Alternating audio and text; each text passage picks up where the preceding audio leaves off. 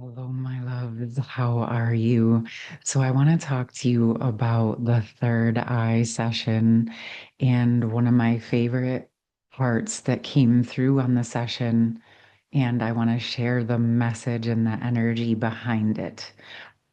So, a big thing that came through was connected to really dropping our intuition, like clearing any of the illusions, connecting directly to our intuition, our own connection to our higher power in our intuitive abilities, right?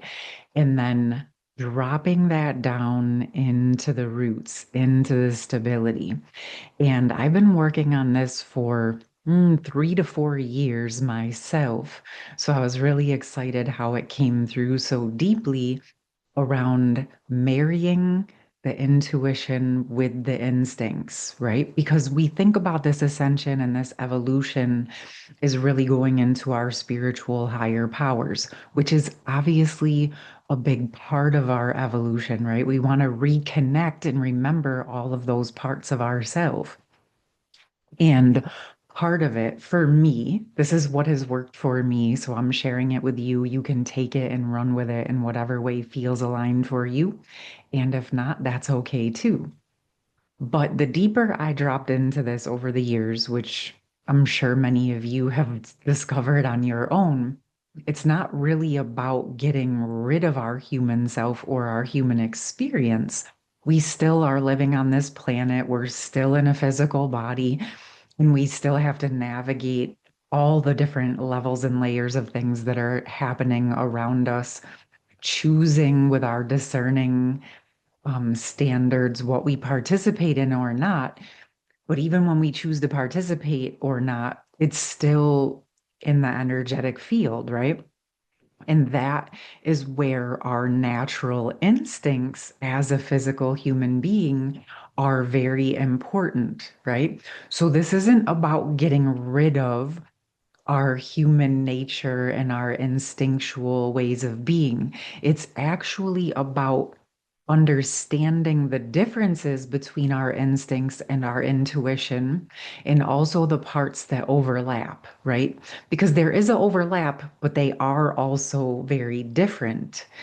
And the instincts are clearly something that comes from potentially like our ancestral system, right? Or our life experiences. These are things that are innately within us that sort of activate instinctually to tell us something, right? Whether it's, okay, something doesn't feel right and I'm not going to follow through with that. Or, you know what?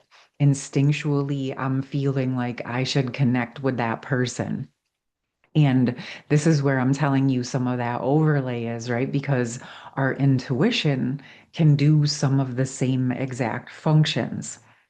So, part of where it becomes important to discern the difference between our instincts and our intuition is when our instincts kick in and want to tell us a whole story about what's occurring based on what we think is going to happen because of what we've experienced in the past. Okay. That is not necessarily intuition. That is making an assumption based on the past, right? Past experience. And you'll usually be able to tell the difference because you may feel scared, afraid, you want to run, you want to wall. Some of those defense and protective mechanisms may kick in instinctually to tell you something isn't right. And in some cases, that may be absolutely all the way true. And in other cases, it may actually not be true. You may be perfectly safe and perfectly fine with this person, and what you're instinctually feeling may be coming from a past trauma response, okay? And that is different than an intuition or a knowing that there's something going on with this person that should require you to feel fearful. Okay. And so when we start to go deeper into these energies, of course, this is something you're going to work through and start to learn to discern deeper for yourself. But I know when I went through this, I realized that I needed to pay attention to what was coming up. This isn't about suppressing the emotion or the response or the instinct. It's about saying, okay, hey, I know you're trying to tell me something. Now I have to sit with this and actually discern what it is.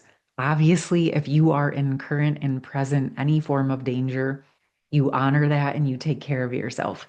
That's not what I'm talking about. I'm talking about those moments where you know you're safe, right? In the present moment, you're safe. Nothing is harming you or hurting you, but something is getting activated within you and wants your attention.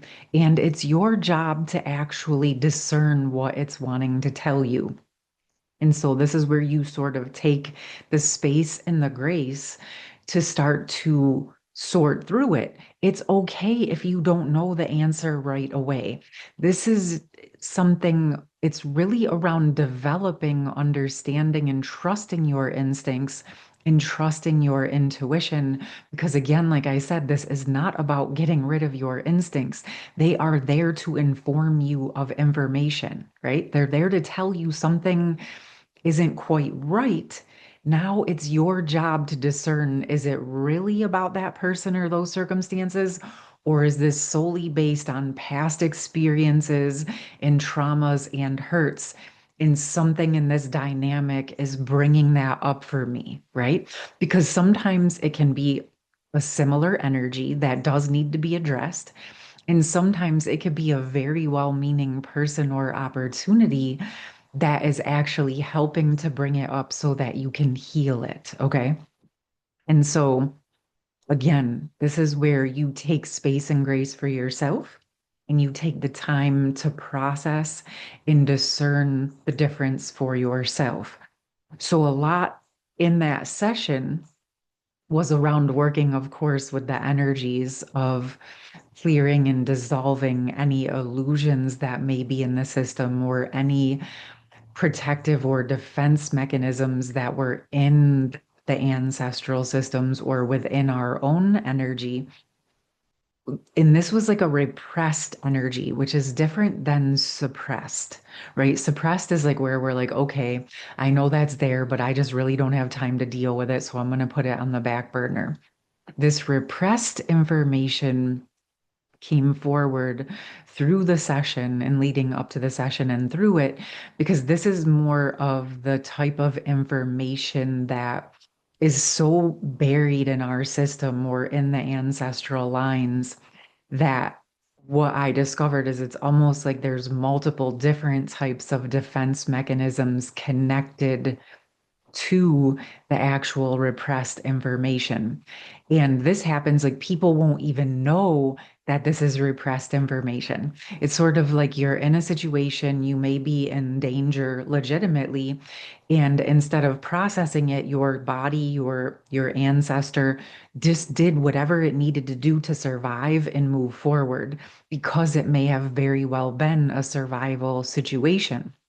And so as you take that information and run with it, it could have been a scenario where you had more survival circumstances and you never had the time to even think about whatever was going on that you repressed. Okay. This is a thing in our system that clearly if it's happened, it needed to happen. It was important for the survival of you, of your ancestors. And let's give thanks for that because you're here with me, right? They survived and that allowed you to be here.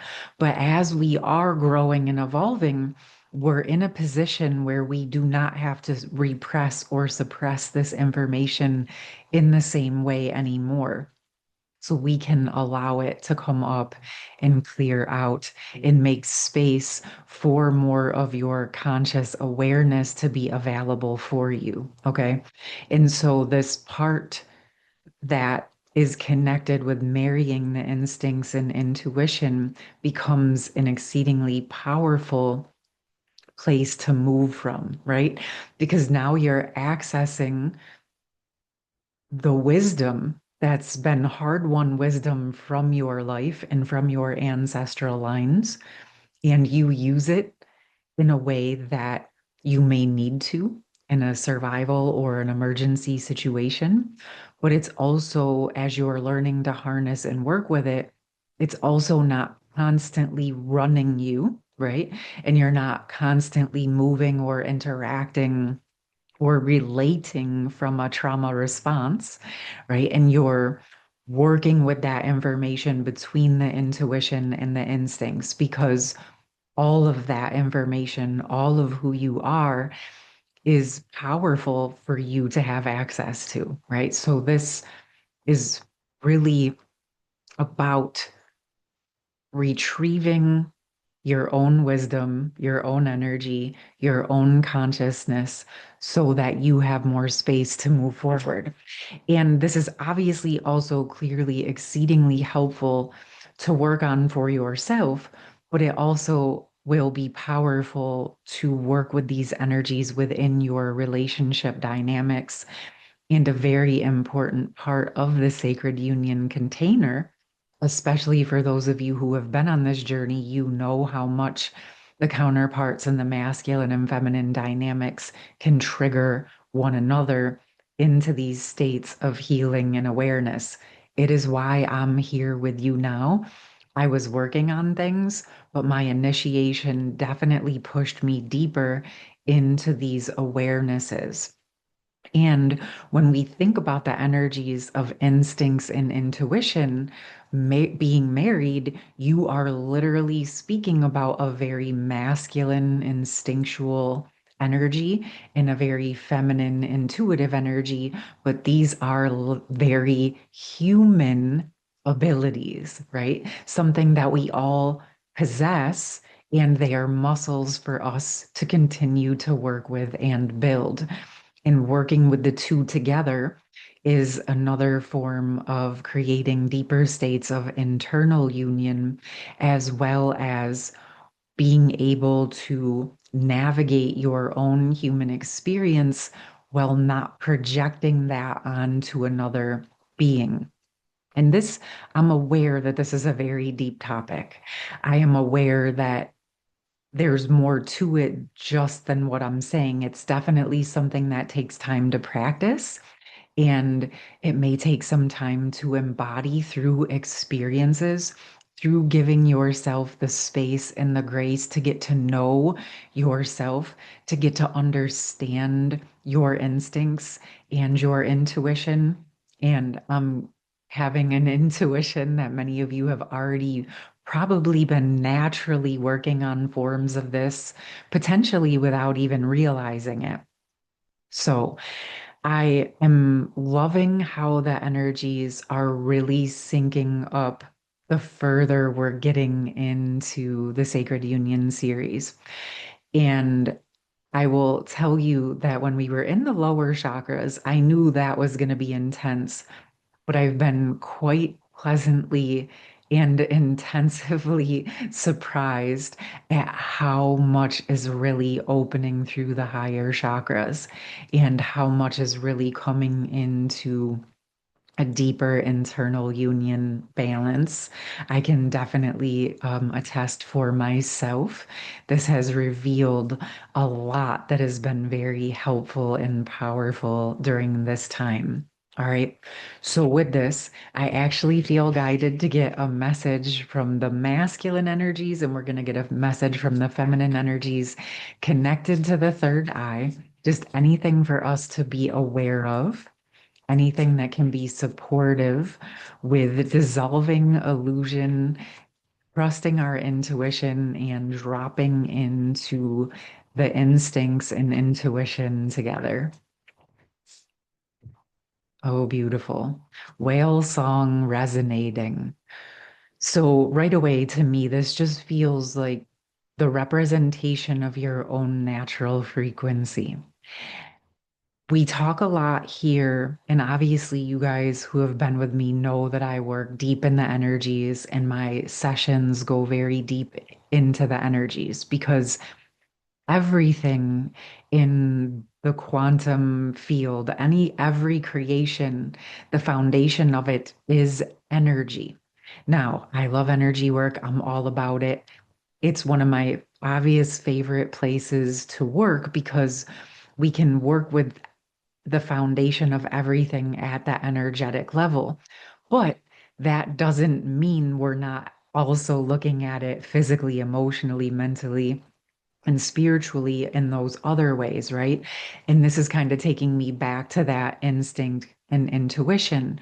Yes, we're working in the energetic field, and that is a powerful place to practice what resonates with you. It's a very powerful place to create, envision, imagine, and really start forming what it is that you're wanting to experience in your life, right? That helps sort of build up that power and that energy to support the physical push forward into that next level of creation.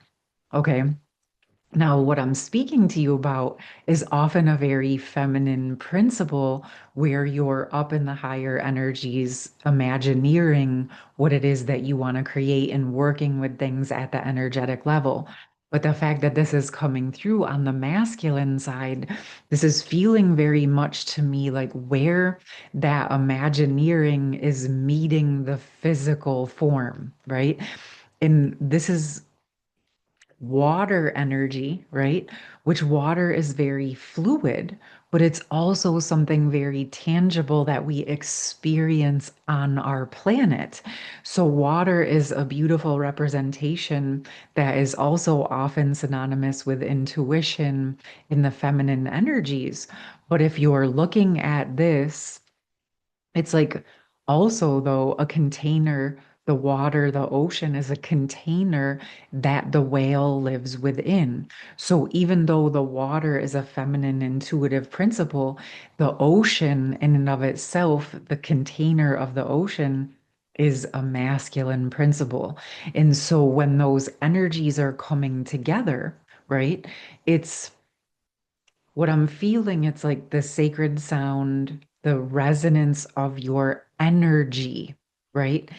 And what you're connecting with in your higher mind, in your third eye, what you're envisioning, it's like as you start to draw it or write it from your, like you're envisioning it, and then you start to put it on paper or a canvas or whatever have you, even a song, however you are expressing it in the physical world, is now bringing that energy tangibly into physical form.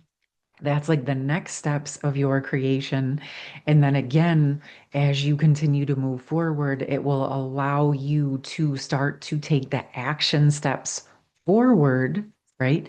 Instinctually, intuitively, with what it is that you want to create. And what's coming forward is that this is different than just the instincts, right? Because just the instincts might get into a logical mindset and think that you can only create a certain way, right? And the intuition might be very high, pie in the sky, and have all these beautiful grand visions, but not really have a way to ground it or actually bring it into physical fruition.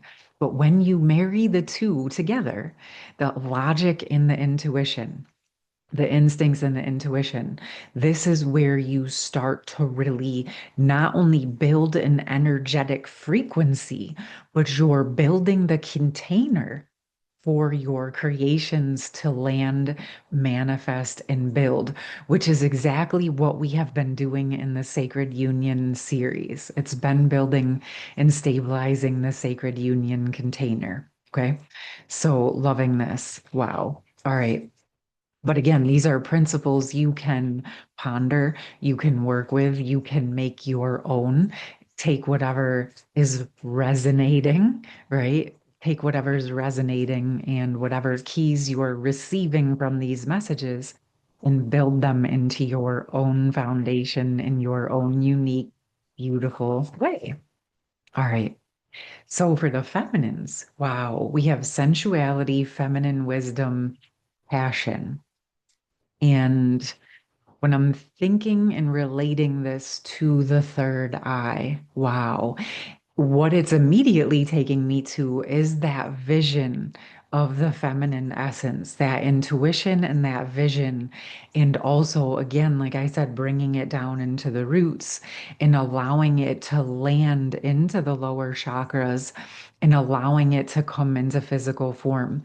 This, when I feel into it, feels very much like that. Wow, I can see where I can feel where the two energies are coming together, and it's so beautiful. It's like the feminine vision, the feminine intuition, and as the feminine essence brings it down into the womb space, into the physical vessel, it comes in, it feels like a dance, right? And then the dancing energy, the movement, the fluidness, the movement, the energy, the the life-giving essence that comes through it into the physical form, into the body is what is animating the creation.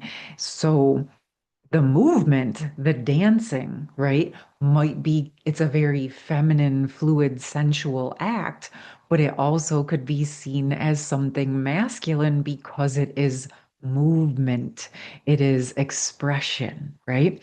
So you see how the energies, when we start to get deeper into it, just being a human being is all of it. It is the marrying of the masculine and feminine principles, but it's also that opportunity for you as a feminine or a masculine to embody what feels aligned for you as your internal union comes in. Those that are female may go deeper into the feminine. Those that are male may go deeper into the male. Again, this is really not specific or in that it doesn't have to be specific in that way, but it's just an example of how you may choose to embody all of it, all of who you are, which is, I hope, what you are doing. But when we're talking about these energies, you may choose to also have a more profound, overarching expression. Okay. So here we go. This, I do want to pull one more. I want to pull one more just specifically for the third eye in general. And we have the Emperor. And I understand why this is coming through because in that third eye session, it came forward very profoundly and significantly, bringing back the masculine in restoration of masculine intuitive wisdom. And so the imagine these sort of aspects or attributes of a masculine who's connected to source, connected to the higher power, and very embodied and connected into the earth. It does not have to be limited in any way to what I'm about to say, but some of the essences that came forward were the shaman, the magician, the wizard, the warrior, right? The masculine embodying into all of who he is. And so those principles of the shaman, the magician, the warrior, and the wizard are examples of a powerful masculine energy connected to both intuition and instinct, higher power and the earth. And of course, there may be many feminines that also identify with those energies of the shaman, the warrior, the wizard, and the magician, because you will hold some of those energies as well. But this principle of marrying all of those parts of yourself, letting your earthly energies and instincts rise to your intuitive higher chakras and allowing your intuitive higher chakras to land and ground into the roots, into the physical form is a very powerful way to work with the third eye energies in a very profound and grounded, stabilized way. I'm going to leave this here. I will put all of the information in the pinned comments, and I will be back soon to see you with the crown chakra messages and potentially some other messages along the path in the meanwhile. But wherever you are, whatever you're doing, I'm sending you so much love and wishing you a very beautiful rest of your day or night. Take care. Much love.